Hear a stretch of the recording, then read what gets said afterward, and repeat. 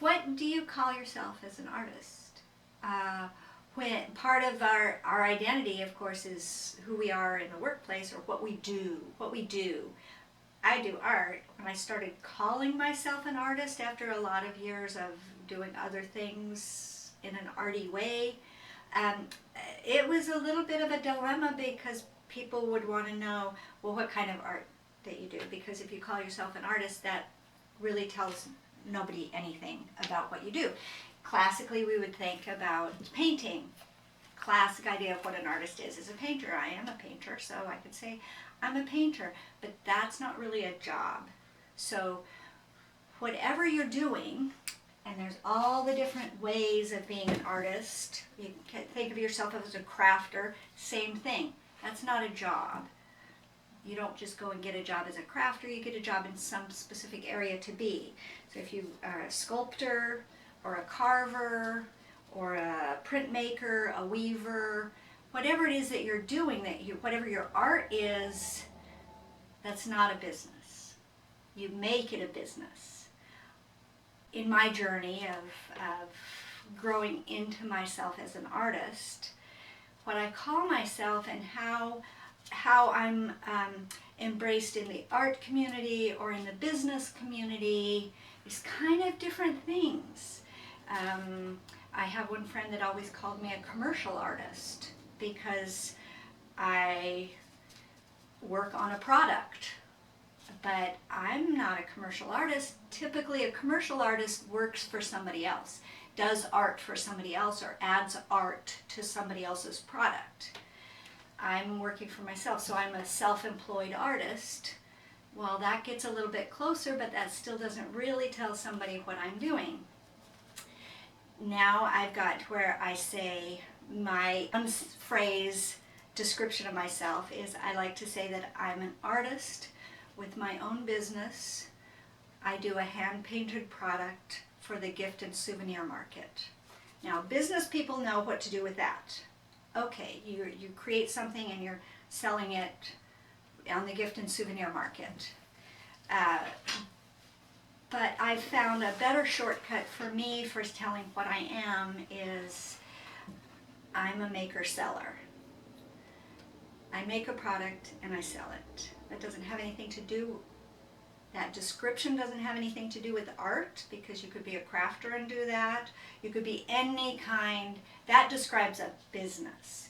And in fact, one of the reasons I struggled with this so much, and we can have some as artists, what we call it, the imposter syndrome, where you wonder, am I really an artist? Am I, what am I? What am I doing here? Especially when you get into building a business around your art, because the business world likes to put you in a box somewhere so that they know, are you their business or are you not their business? Basically, there's very few things in the business world that can't be answered. Is it my business or is it not my business? And in fact, having a business was one of the best things to ever happen to me as a person and as an artist, because it forced me to narrow down what I do.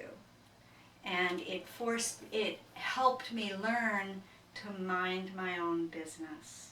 Because I find, as an artist, I find a lot of things really interesting out there that could be my business, that I've made my business before. But having my own business, it's really easy to walk through the world and say, that's my business, not my business. Not my business, not my business, not my business. Your business is your business, not my business. Could it be part of my business? Maybe we could do it. Maybe I could learn something from you. Maybe, but probably you're going to be over there doing your business. I'm over here doing my business. Knowing what your business is very healthy and good as an artist, where we could be doing whatever. Having a business helped me learn to mind my own business. And my business is one of the most basic businesses in the world when you get into generalizations. I make a thing and I sell it. One of the most, probably one of the first businesses is you either find something and you find somebody that wants it and there's a transaction that goes on. Primitive peoples were doing this. So as a maker seller, that really tells me, helps keep me grounded in what my business is. In terms of the imposter syndrome, what I got a lot of that from when I would be just applying for my business license or anything to do with the licensing end of things. People want to know what industry you're in. And there's these long lists that list every kind of business, agricultural businesses and this. And maker seller is not on there, or hasn't been on there. And so I would call somebody at the state agency, and they always had very nice people there, that I'd say, what do I put in this blank? And they say, oh, well, you go through this list of all these codes of all these businesses, and what you're doing, then you find the code that matches your business. I said, well, I paint a product that I sell. I'm an artist. I paint a product and I sell it on the gift and souvenir market. And they said, oh, you're a retailer. I said, no, I don't have my own shop. I sell to the shops. I wholesale to the shops. You're a wholesaler. No, I'm not a wholesaler. I make my own product and I sell it to the shops at a wholesale price. That doesn't make me a wholesaler. They'll be like, oh, well, you have an art business. Yes, I have an art business. Oh, so you look down all the list of art businesses, and a lot of them are teaching art, having an art supply store. Maker seller is not there either. It might be there now because I worked with one of the people that called, and we created an option that was art production and sales. I'm producing something and I'm selling it. So there could be art production and sales or something like that on the forms coming up or out now, because I struggled through that. And because instead of saying no to the business world, I don't belong here, this isn't going to work for me, you guys don't understand me, I'm always advocating and talking to the people and saying, hey, we got a lot of people who are maker sellers or who could be maker sellers that just aren't out there because you guys don't even have a business category for us. Hello? How are we supposed to present ourselves in the world? And I do feel like as an artist a lot of times, or as a maker seller, as a crafter, as we get a little bit maybe marginalized in the business world, a little bit dismissed, because I think there aren't a lot of models out there of people successfully being maker sellers. We see them at the craft shows or at the big fairs, and there are people that have figured out how to make it work in that. But whatever you call yourself as an artist, if you want to sell your own product, if you want to create a product to sell, now I call myself a maker seller because it just tells what I do. I make it, I sell it.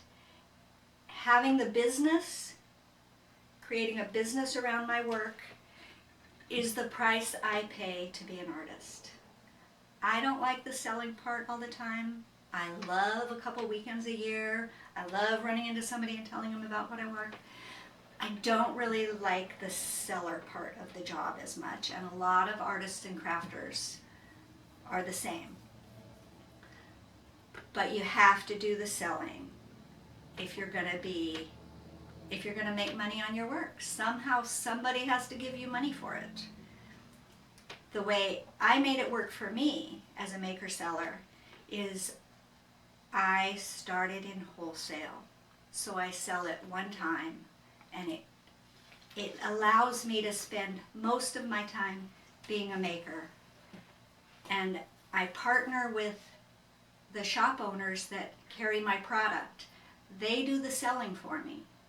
I just do the maker. It allows me to be an artist 90% of the time, and of course I'm always thinking about my work, but I don't actually have to do the selling part of the business, and that makes your life a lot easier. So the way I became a maker seller, I've been a lot of worked a lot of different jobs through my life, as a lot of artists do. We kind of explore around and we get into things and we're good at it and we can do it for a little while, and pretty soon it doesn't quite suit us anymore, so we're doing something else and exploring another thing. And I was in a lot of different, I worked as a nanny, I worked in catering, I worked in restaurants, I did a lot of different things on boats, and for fun and for my own interest, but it wasn't leading me anywhere until I kind of realized that the one through line through all of those different things was that I'm an artist, that I have these touches that I can do to things, and that I gravitate toward the creative end of whatever business I was in. And so I started thinking, what can I do in art? And my art background, which went back into high school, I was wood carving with the old native wood carver on an island in Alaska, and I started thinking I should go and maybe carve totem poles again, or what am I going to be doing? And right at the point where I was 35 years old and realized that it was time to get serious about something, and that maybe that something would be art, something that kind of really scared me when I was a lot younger. The idea of, because art is not attached to a career path very good, except as a teacher, and I had a background for that, but I knew that I didn't really want to do that. Didn't really know what to do with it. How am I going to be an artist? And then I ended up in the family way, and my partner and I got together and started having a family, and I was a stay-at-home mom for a couple of years, and was just kind of coming out where I could be back in the workforce, and was looking for something else that I could do, make a little extra money, get away from the kids, and do some other things.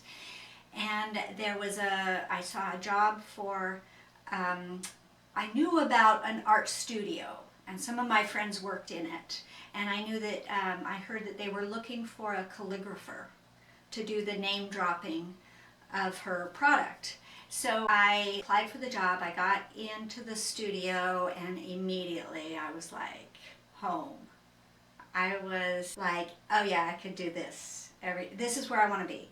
And at that time, I really was trying to make enough money just to pay the babysitter. Just to have the kids in daycare 3 days a week. I can go somewhere, do something for me, and kind of recover from that about face, that very drastic lifestyle change that I took after being young and free and self-employed, employed in different ways, and then home with the kids. So I got in the studio, I was doing the calligraphy stuff, I was watching the other stuff she was doing, and her main gig there where we were was she had a studio painting Christmas ornaments for the gift and souvenir market. And so I started painting for her. That was in the Caribbean. Being an Alaska girl, I started having ideas about designs for Alaska ornaments. The same industry that she was selling to, the cruise ship ports, the gift and souvenir market in the cruise ship ports of the Caribbean, those exact same ships that call in the Caribbean in the wintertime go to Alaska in the summertime. So there was a comparable market in another part of the world that I could see doing this. But it was because I walked into that studio and I saw her operation, and I saw how she was taking art, doing hand-painted onto glass balls, and creating these little hand-painted products that were charming and adorable and fun, and she was selling thousands of them every year. And we had six or eight artists working doing those. Nobody was working full-time very much. It was maybe a few. Most of us were just, it was our little side hustle, our little other gig. Great fun, but it was seeing that business model, seeing somebody taking their art and training other people and putting a really cool product onto the market. So I made the connection between Alaska. So after a couple of years of working for her, and I started doing some playing around on the side, we talked about doing a joint venture together. That ended up not working out. So I struck out on my own at that point, and decided I was going to go ahead and paint some ornaments and go to Alaska, which I was planning on going home to Alaska anyway, take a trip home and just see what happened. It was when actually I was pregnant with my third son, so I had two little boys that were just getting into school, just getting free, and I went and did it again. So I was looking at a few years of being just marginally employed because I was taking on another newborn, which the joy of my life. It was the best thing that could have happened at those times because it forced me to start my own little thing. And at that point, I was thinking the same thing. I was thinking pretty small. Really, all I wanted to do was play for the daycare so that when these two go to school, I can put this one at the little local daycare and we'll all be happy. And that worked for me. I started very small. I went to one of the cruise ship ports where I had a friend live there. So I started at the top of the island chain and I took the Alaska Marine Highway, the state ferry, down and it called on the different ports. And I had my little sample of 4 or 5 ornaments that I had done, and I walked into the first store that I walked into in Skagway, Alaska was a Christmas store, so it was a natural. The couple that ran it liked my thing, said that would be, give us a dozen. They gave me an order for a dozen, 3 different patterns for each. And I walked out of there feeling like, wah, I have something. By the time a week later, by the time I was getting back to my village and where we were going to be for the summer, our summer camp, they had called me and said, we'll take 2 dozen more. And then another week later, they called me and said, send us all that you can make this summer. Send them.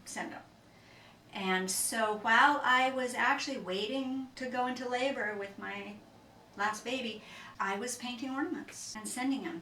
So the business model that I saw in action there was where the artist was selling to the retail shops.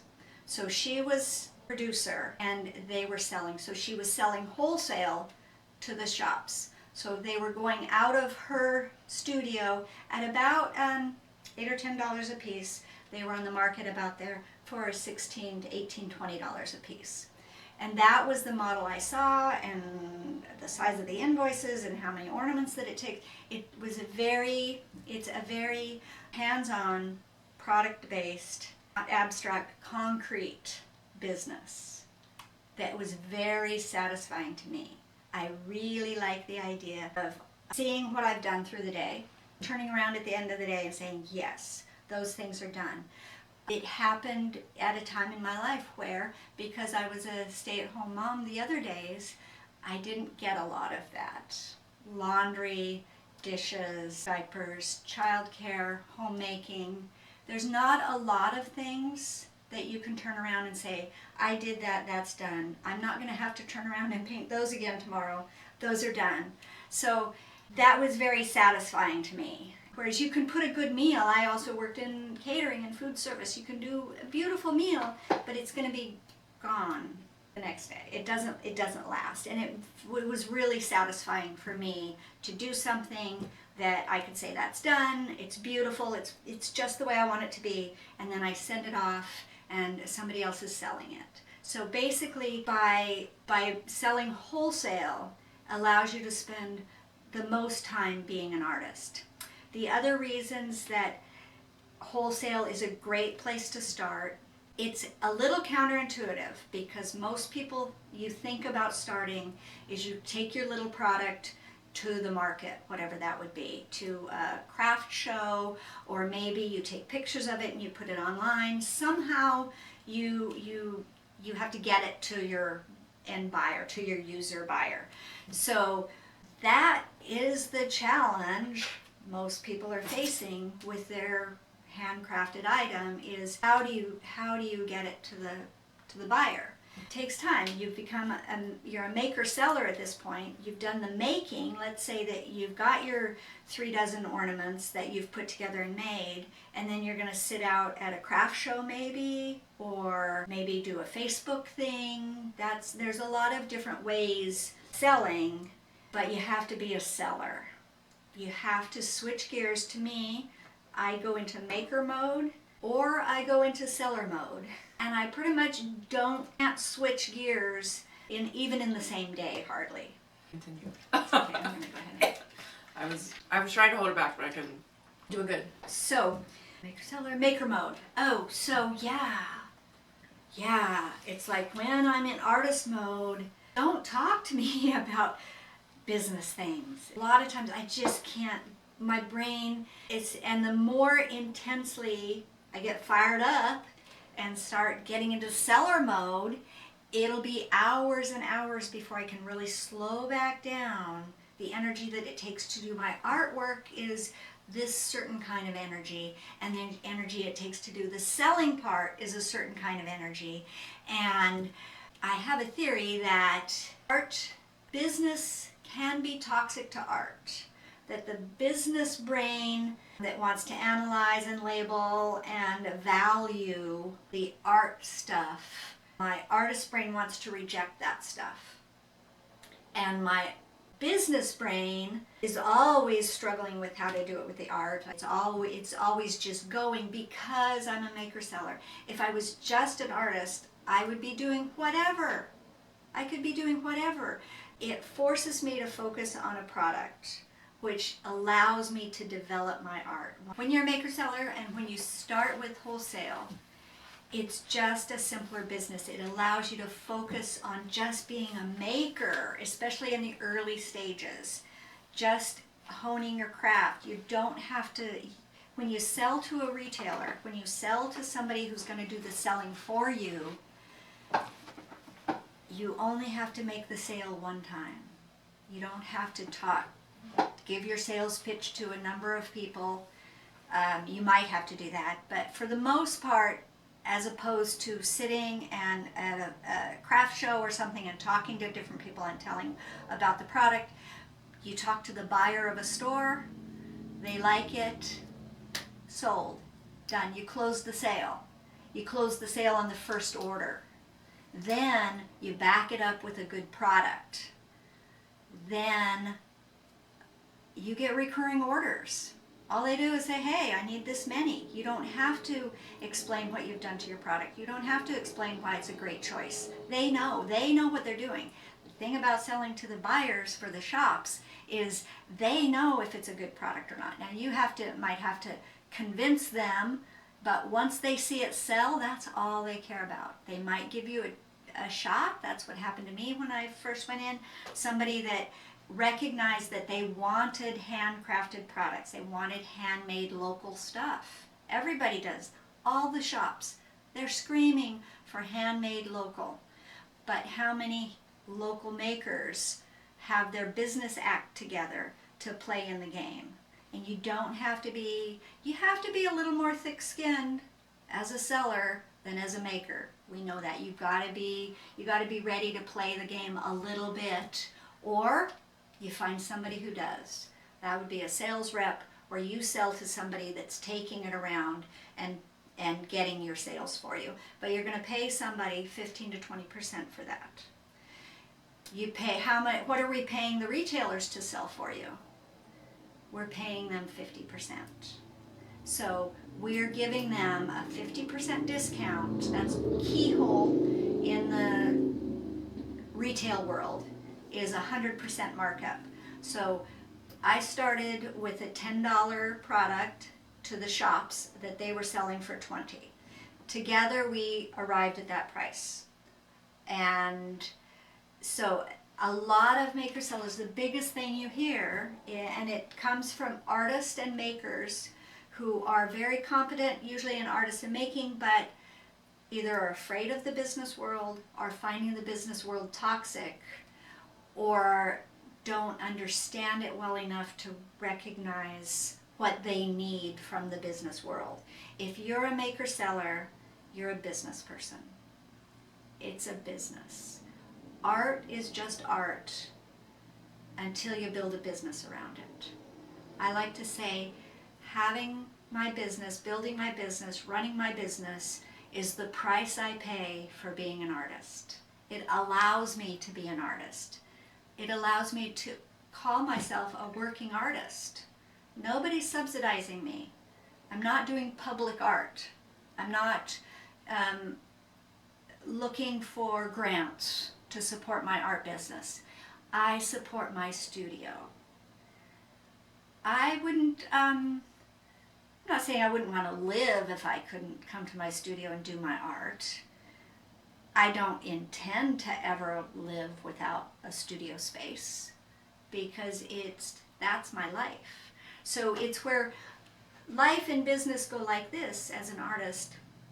To me, the biggest selling point I can give you for operating a business and working in the business world, especially if it's not something you feel really good about, is that it allows you to have a studio space. It covers the overhead so that you can I spend most of my time in artist mode. Even when I'm doing all kinds of other things, but it allows me to be my own boss, work my own schedule, and support my studio so that I can do other kinds of art. So that whatever I want to do, I spend a lot of my time just messing around in my studio, just piddling with things. And I feel like I'm the luckiest person in the world. I feel like I cracked the code and I found this magic that somehow other artists aren't onto that much.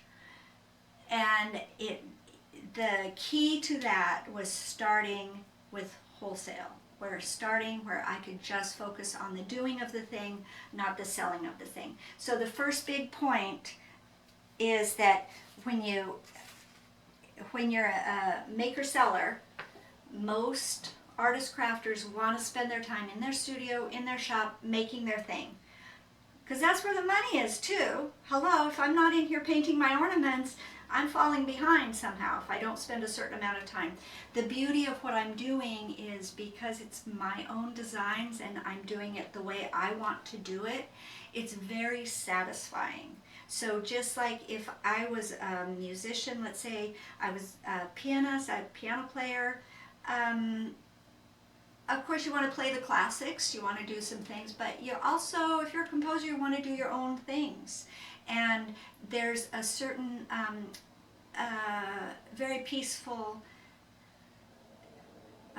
energy that comes over just being able to completely immerse yourself in something that you enjoy, that's your own thing that you're putting into the world, that nobody else in the world can do what you do, what I do. Nobody else is doing this. Couldn't be somebody else could, but I found my way, and so it's my thing that I get. It's very me, which also my studio is a lot of me. Because my home is not like that. I live with a man and 3 boys, and it's not me out in the world. It's not me at the grocery store. It's in here though, and that's very satisfying, and it makes me a healthier person going out into the world. So when you start in wholesale, selling wholesale allows an artist to spend most of their time doing their art, creating their thing. The second big thing is that when you sell to a retailer, you only need to make the sale once. That's why. You've got somebody else now over there doing that. You're paying them to do that.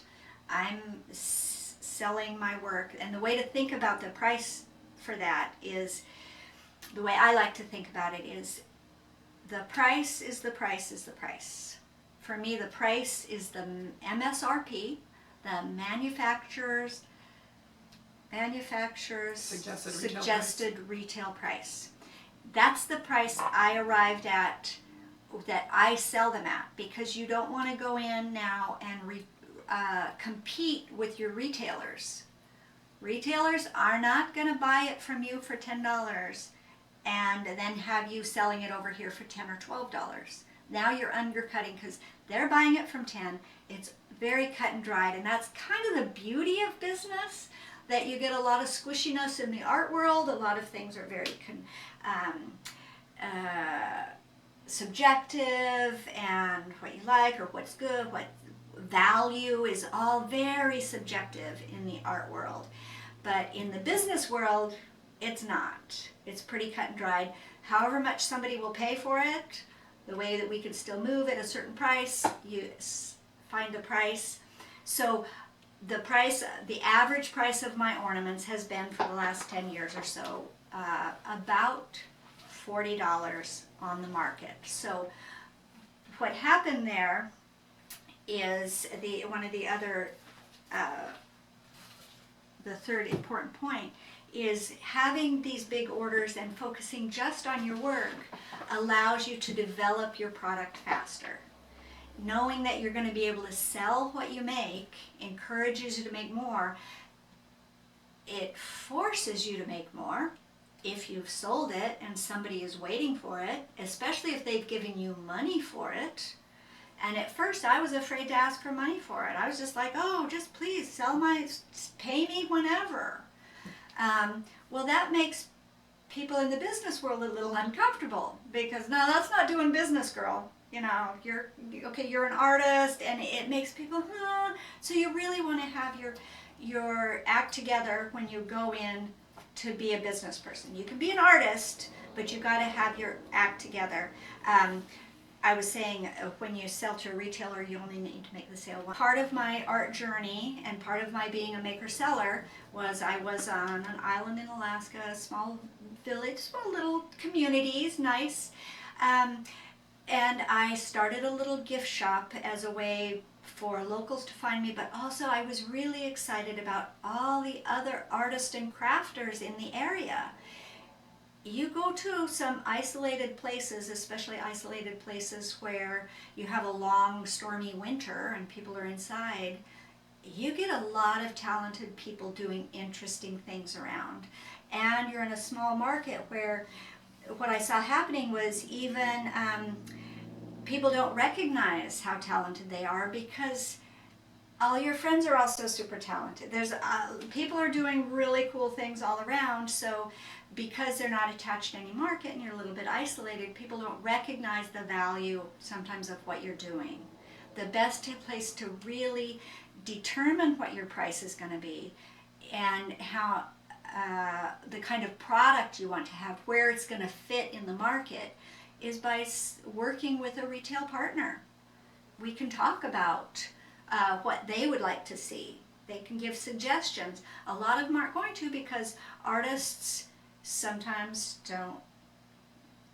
Anyway, there's stuff to do with that. But getting large orders from a wholesaler really allows you to work on that product, and at the same time you can develop your business sense, because there's nothing like trying to go out there and have this business model and this idea and then it doesn't quite work out, and then where do you go from there? So it really gives you a chance to it gave me the opportunity to learn how to be a business person and an artist.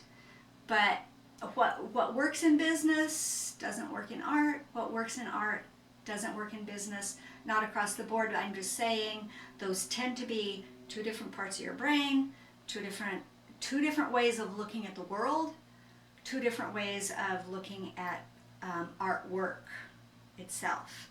So when you get those orders, then I was just trying to get them out to that buyer, but also I was learning getting the confidence to do something else. So part of that journey was having this little shop and putting the word out that I was looking for other local products to put in my shop. I made the bold move in a pretty small community to call my store Strictly Local Selections, Gift Boutique and Gallery.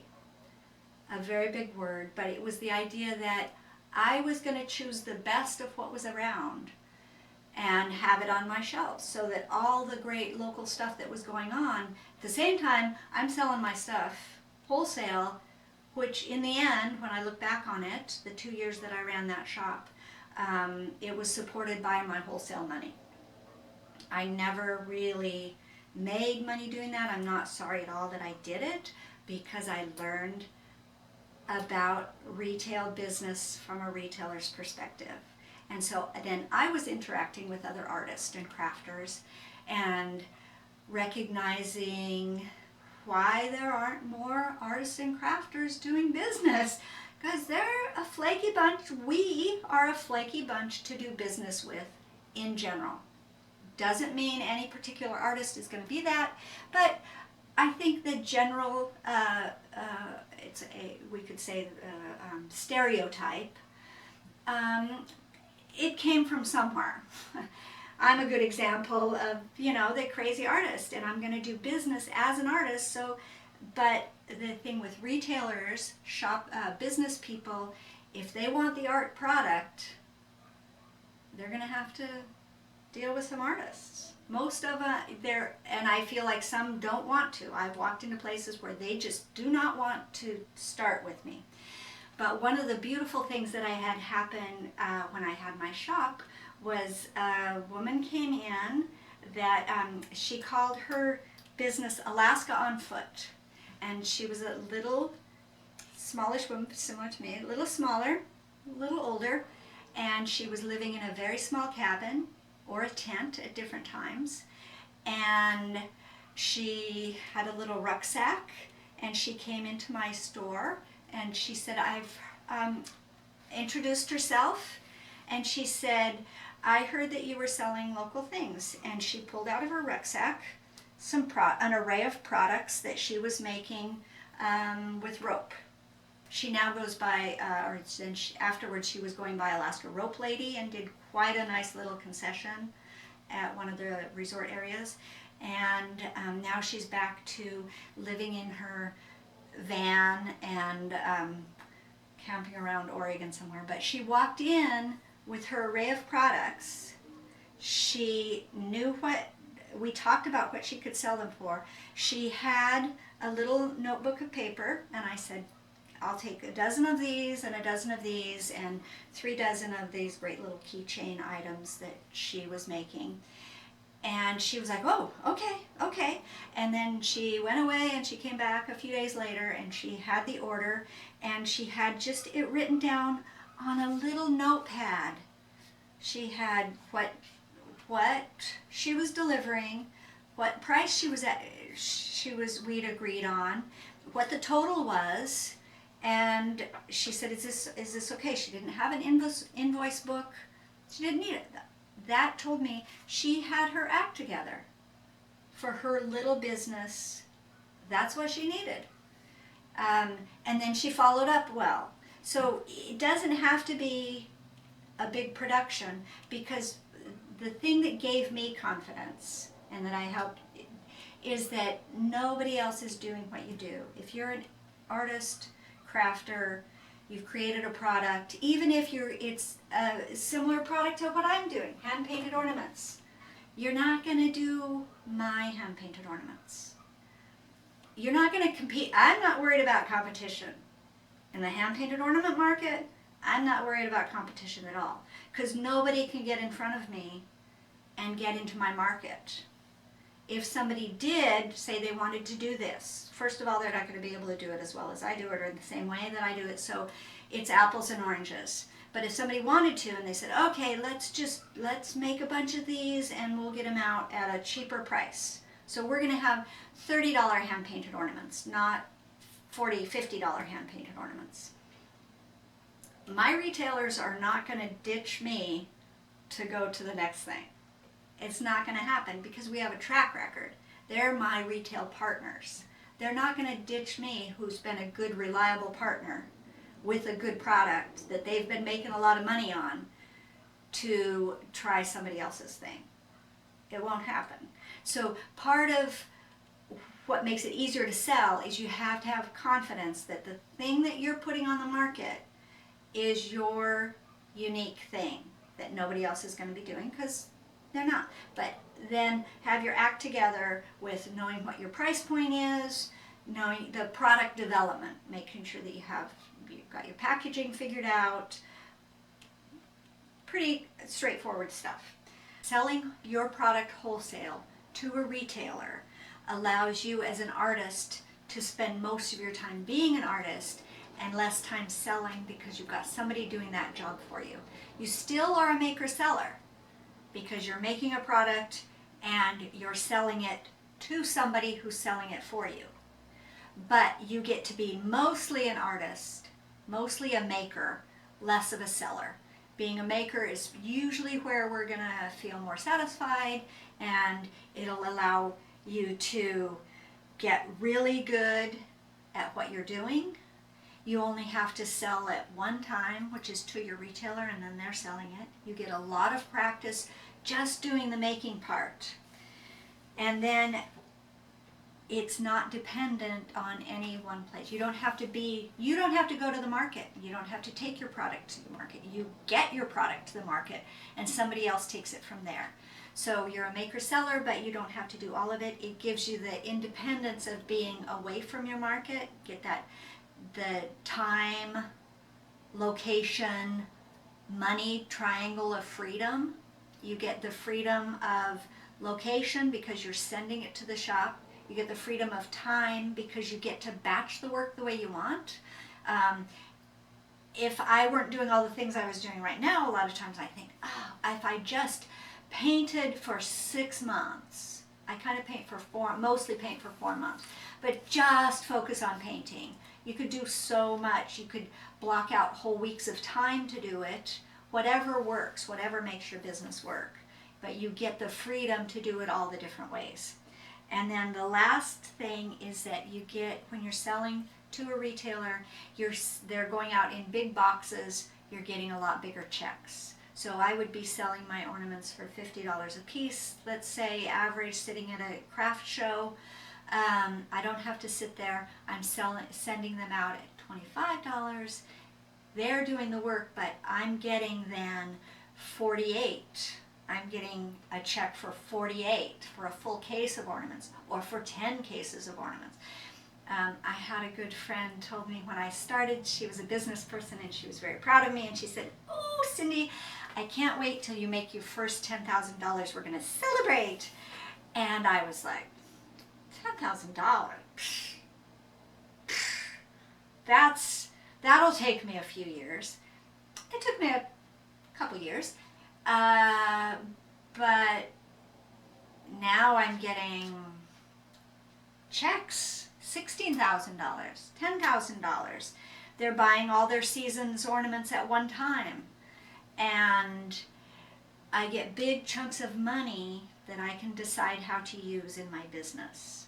So then I can buy the packaging that I need in big bulk. So it allows you to scale up a lot faster than if you're waiting for them to sell individually. You have to wait till Christmas time to sell all of your ornaments. It allows you to scale faster because you get bigger chunks of money to work with. And when you're selling to the shops, those are recurring sales. So you only have to sell them once, and you get orders year after year if you're doing a good product and you're operating a clean business, if you're easy to work with.